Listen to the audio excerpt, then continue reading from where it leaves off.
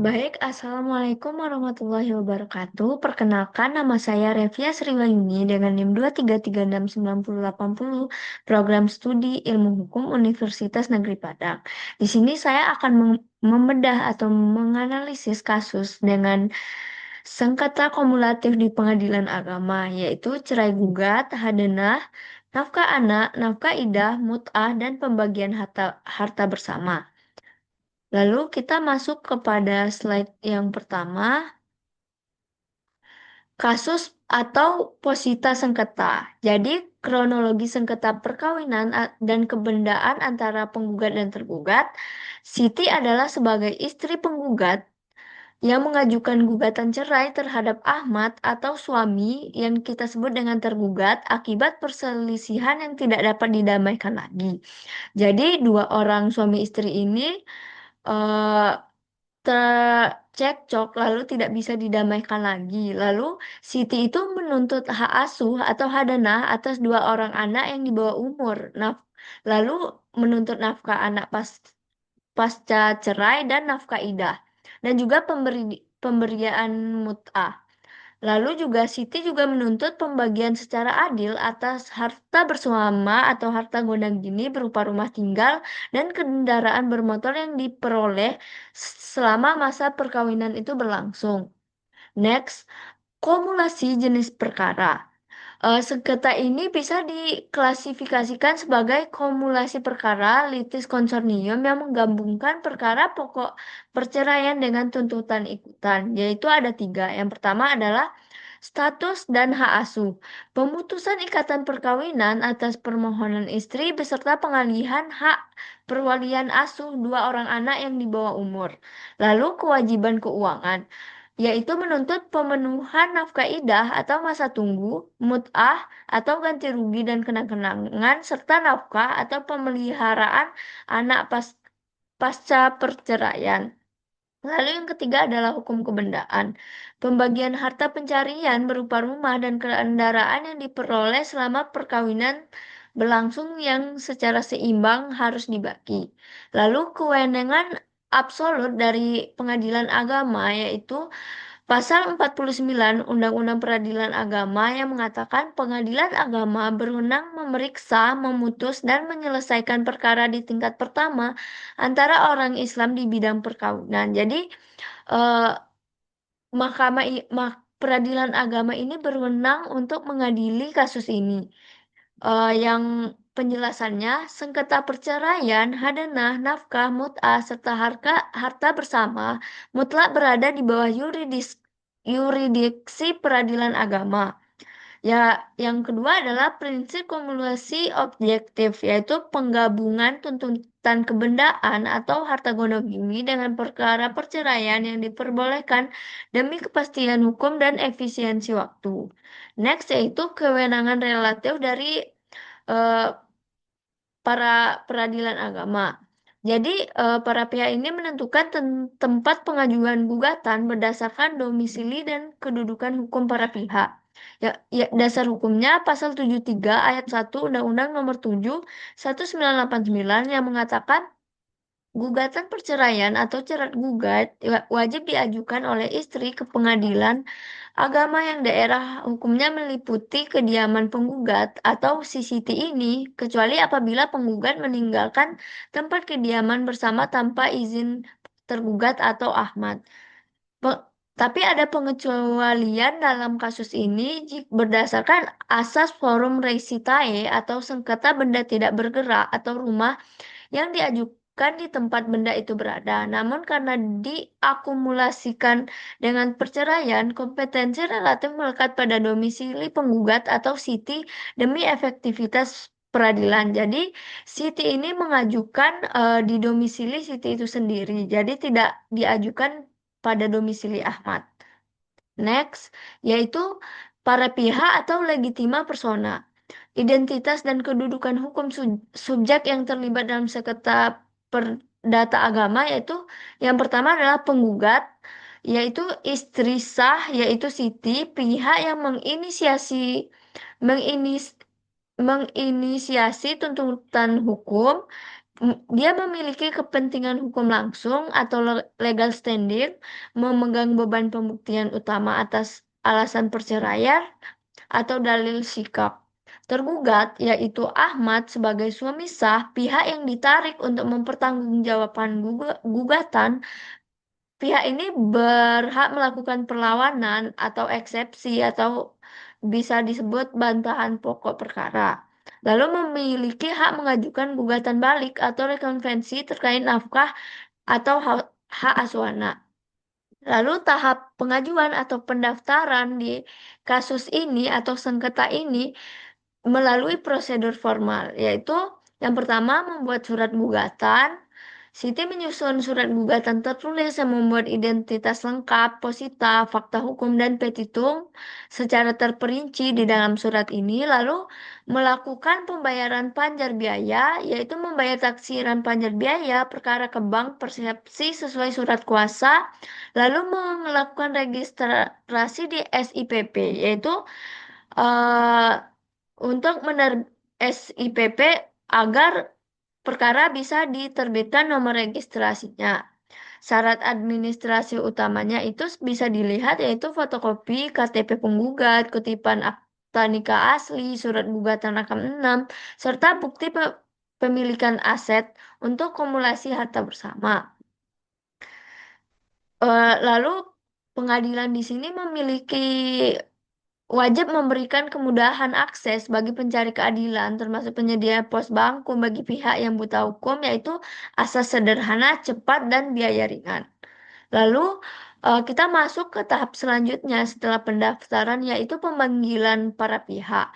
Mekanismenya itu yang pertama, pemanggilan itu dilakukan oleh jurusita atau jurusita pengganti langsung ke alamat kediaman para pihak, yaitu penggugat dan tergugat. Jeda waktu antara pemanggilan dengan hari persidangan itu minimal 3 hari kerja sebelum sidang itu dimulai.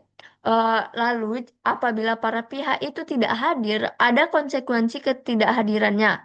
Jika tergugat atau si Ahmad ini dipanggil secara patut secara 2 kali berturut-turut, namun tidak datang tanpa alasan yang sah, hakim berhak melanjutkan sidang dan menjatuhkan putusan first take atau dikabulkan tanpa hadirnya tergugat. Lalu next, eh, di dalam proses persidangan itu ada hal wajib yang harus dilakukan, yaitu mediasi. Prosedur ini adalah prosedur untuk mendamaikan kedua belah pihak dan bersifat wajib sesuai dengan Perma nomor 1 tahun 2016, yaitu hakim wajib menempuh upaya mediasi pada sidang pertama yang dihadiri oleh kedua belah pihak. Lalu kelalaian dalam mediasi ini juga mengakibatkan putusan batal demi hukum. Jangka waktu mediasi, proses mediasi berlangsung maksimal 30 hari se- sejak penetapan mediator dan dapat diperpanjang paling lama 20 hari kerja atas kesepakatan.